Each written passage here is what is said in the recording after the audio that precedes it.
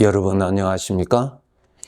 이 시간에는 시편 144편 말씀 중심으로 드리겠습니다. 민수기 1장 3절에 보면은 하나님께서 이스라엘 백성들을 애굽에서 자유케 하시고 하나님께서 저들을 인도하시죠. 그래서 광야의 생활에 접어들어갔을 때에 이스라엘 백성 중에 20세 이상 전쟁에 나갈 숫자를 파악하라고 하는 말씀이 있습니다.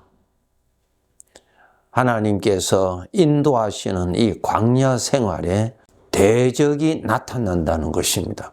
그 대적과 싸우면서 사는 것입니다. 즉 하나님이 구원하셨고 하나님이 함께 하시고 하나님이 인도하시는 광야의 길이지만은 죄라고 하는 대적이 수시로 나타나는 싸움이 있다는 것을 말씀하고 있습니다. 그래서 우리 하나님의 자녀들, 우리 구원받았잖아요. 구원받았다는 말은 이제는 전에는 죄의 종이었는데 죄가 주는 것을 따라서 죄가 주는 것과 연합해서 하나가 되어서 그렇게 살았던 우리들이 이제 죄의 것을 거절하고 하나님과 연합하여서 하나님의 것으로 살아가는 그러한 구원받은 자가 되었고 그러한 삶을 천국 가는 그날까지 우리가 살아가는 것입니다. 이러한 가운데서 이 대적과의 싸움에서 우리가 반드시 이기도록 노력하고 또 훈련하고 그렇게 해야 됩니다. 또 하나님은 우리를 그 싸움에서 이길 수 있는 자로 훈련시키십니다. 연단시키십니다. 그 싸움에서 이겨야 인도하시는 하나님을 따라갈 수가 있고 인도하시는 적과 꿀이 흐르는 가나안 땅에 정착할 수가 있지.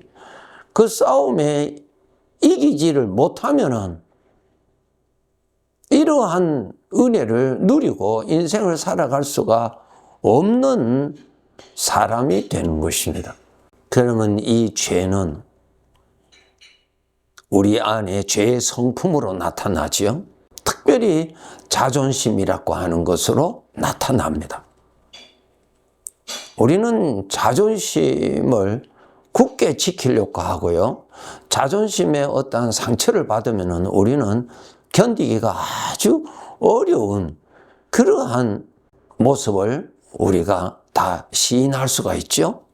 그 자존심은 새 생명, 우리 주님으로부터 오는 것이 아니고 죄로부터 오는 것입니다. 이 점을 우리 성도들이 깨달아야 돼요. 그 자존심을 우리는 사랑하잖아요. 아끼잖아요. 보호하잖아요. 예수님께서 이 말씀하셨죠. 누구든지 나를 따라오거든 자기를 부인해야 된다. 주님을 따라가는데 따라가지 못하게 하는 것이 있는데 자기 자신의 특별히 죄의 성품에서 나오는 자존심입니다. 우리가 신앙생활을 하다가 어떠한 섬김의 일을 하다가 자존심이 상하는, 자존심이 다치는 어떠한 사건을 만나면은 쉽게 우리는 넘어집니다. 넘어진다는 말은 지금까지 하나님 앞에 충성하고 믿음을 지켰던 그 길에서 탈선해버린다는 것입니다. 창세기 32장에 보면은 야곱이 야복 강가에서 홀로 밤중에, 깊은 밤중에 하나님과 씨름을 한 내용이 있습니다. 하나님과 씨름을 했다는 여기에는 무슨 뜻이 들어가 있습니까? 하나님은 야곱을 쓰러뜨리기를 원하시고 야곱은 쓰러지지 아니하고 오히려 상대방을 쓰러뜨리고자 하는 것이 씨름 아닙니까? 그런데 이 씨름이 밤새도록 하였다는 것입니다. 무슨 뜻이에요? 하나님과 씨름을 했는데 야곱이 넘어지질 않는 거예요. 야곱이 무너지지를 않는 거예요.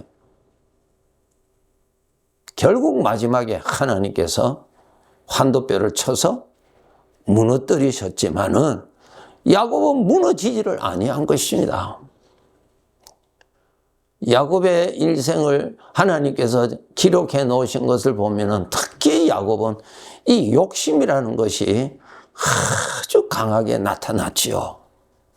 자기 형을 속이고 형의 것을 빼앗고 심지어는 아버지까지 속이고 자기의 욕심을 성취하고자 하는 그 집념, 그리고 외삼촌 집에서 살면서도 자기 것을 챙기는 그 집념, 그 야곱에서 나오는 죄의 성품의 것이죠. 그렇게 살아가는 야곱의 자신이 거기에서 꺾여야 되는데 꺾이지를 않는 거예요. 여러분, 예수 그리스도를 믿어서 우리는 새 생명을 받았어요. 주님을 주인으로 모셔서 이제 관계가 완전히 틀려요. 그분이 주인이시고 나는 그분의 지체가 됐어요. 그럼 그분이 사셔야 되죠. 나는 그분께 복종해야 되고 그분에게 연합돼서 그분을 따라가야 되는 관계지요. 주님이 나에게 연합되신 것이 아니고 내가 주님께 연합이 되었잖아요. 포도나무에 가지가 접붙여졌잖아요. 그럼 질서가 나와요. 주님이 머리예요. 주님을 따라가야 돼요. 주님께 순종해야 돼요. 주님의 것을 누려야 돼요. 이것이 하나님의 아들의 삶이에요. 그런데 우리가 훈련받지 아니하면은 나 자존심을 주님 앞에 죽이는 것이 결코 쉽지 않아요. 어떻게 하든지 자존심 살리려고 우리는 발버둥칩니다. 이 야곱처럼 어떻게 하든지 자기가 넘어지지 않으려고 하는 이러한 죄의 본심이 우리들에게 다 있어요. 하나님께서 야곱을 아주 강제적으로 환도뼈를 쳐서 야곱을 쓰러뜨렸어요. 그리고 나서 하나님께서 야곱에게 새 이름을 주셨는데 너는 이제는 야곱으로 살지 말고 이제까지 야곱 안에 있었던 죄의 욕심, 그것을 머리로 삼고 너 자존심을 머리로 삼고 살았던 것에서 이제는 떠나서 너는 이스라엘이라 하라. 하나님과 싸워서 이겼다. 그 말씀은 뭐예요? 하나님을 머리로 하고 죄를 이기는 자로 살아라. 그 뜻이에요. 그래서 우리 구원받은 자들 다 영적으로 이스라엘이라고 말씀하고 계시죠? 이제 우리는 어떻게 살아야 되겠어요? 나의 영적인 질서를 알아야 돼요. 구원받기 전에는 성경을 보니까 나의 영적 질서가 죄가 머리였어요. 죄가 주인이었어요.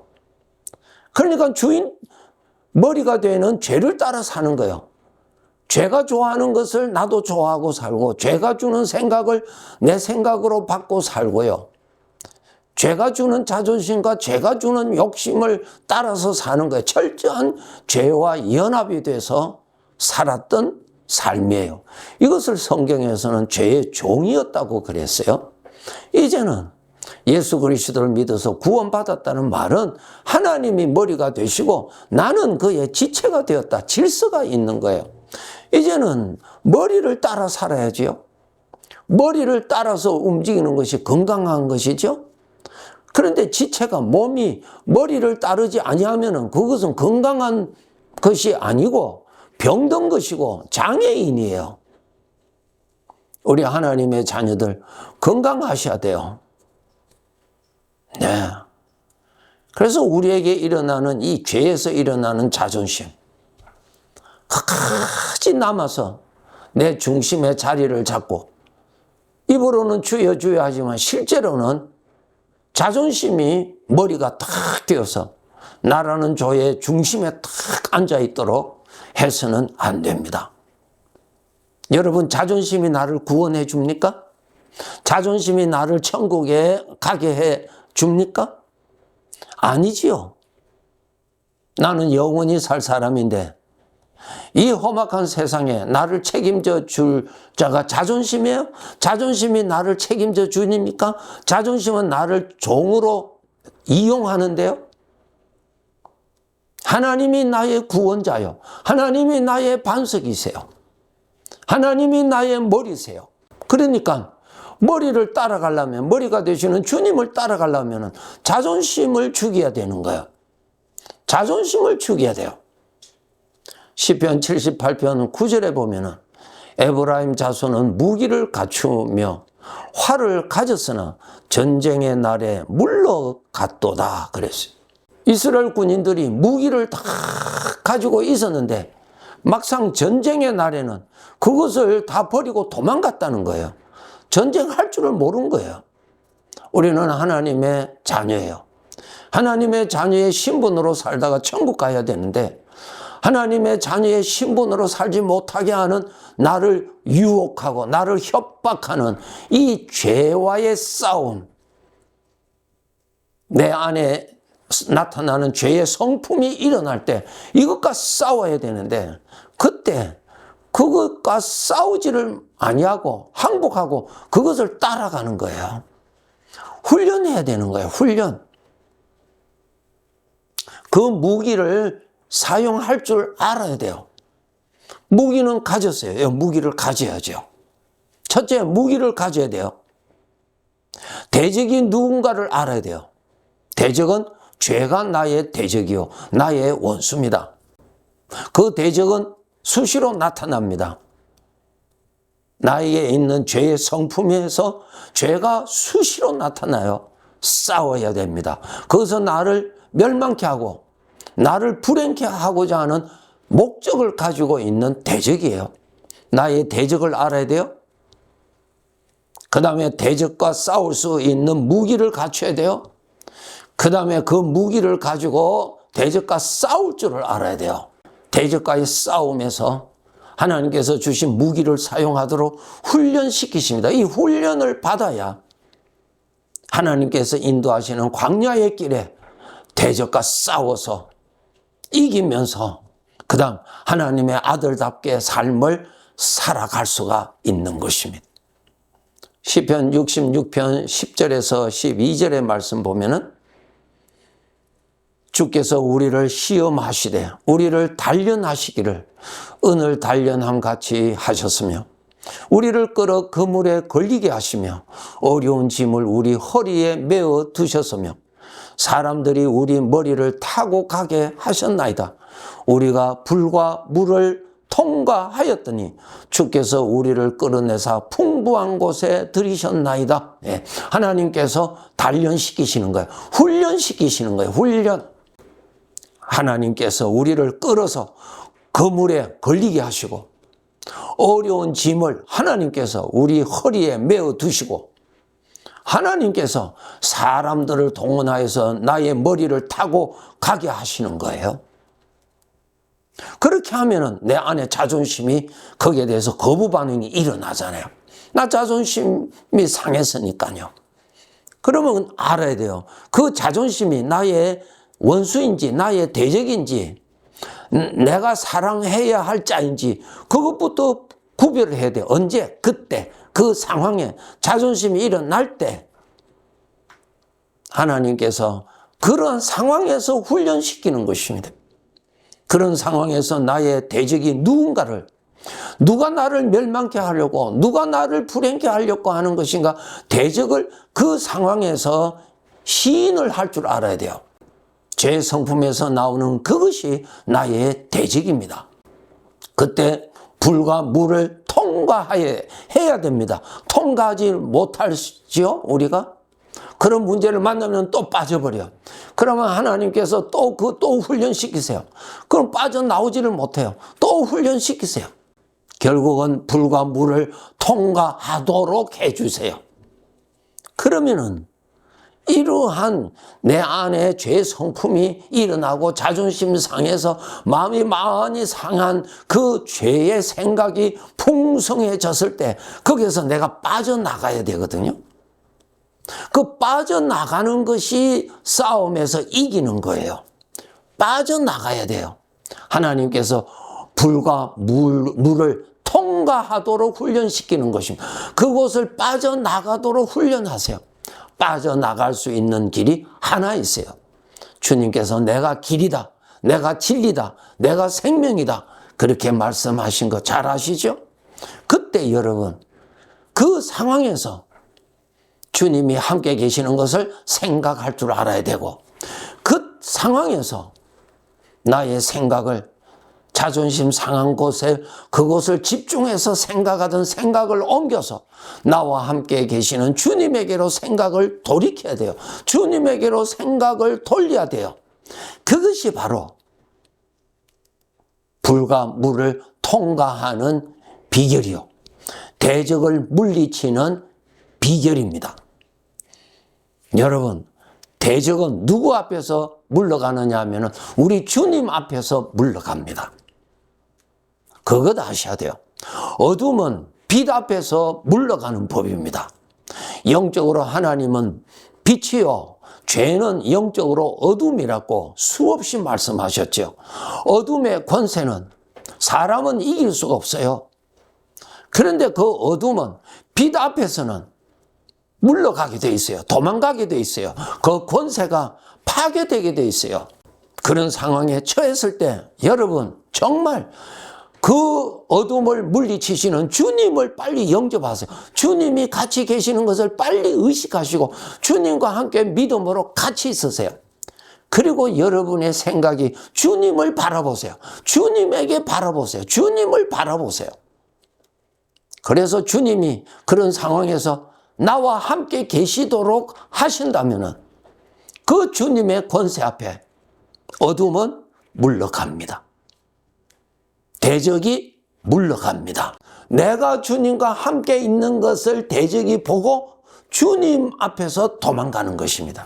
그런데 대적이 볼 때 나만 있고 주님은 안 계세요. 그러면은 밥이 되는 것이죠. 이 점을 알아야 돼요. 대적이 볼 때 내가 양이 목자 곁에 있는지, 목자를 떠나 멀리 있는지, 대적이 그것을 보고 멀리 있으면은 대적이 공격하지요. 그와 같아요. 내가 주님과 가까이 있어야 대적이 나에게 못 와요. 대적이 물러간다고요. 누구 앞에서? 하나님 앞에서. 하나님의 다스리심 앞에서, 하나님의 권세 앞에서 물러가는 법이에요. 우리는 이 믿음을 훈련시켜서 아직까지 우리는 광야의 길을 가고 있습니다.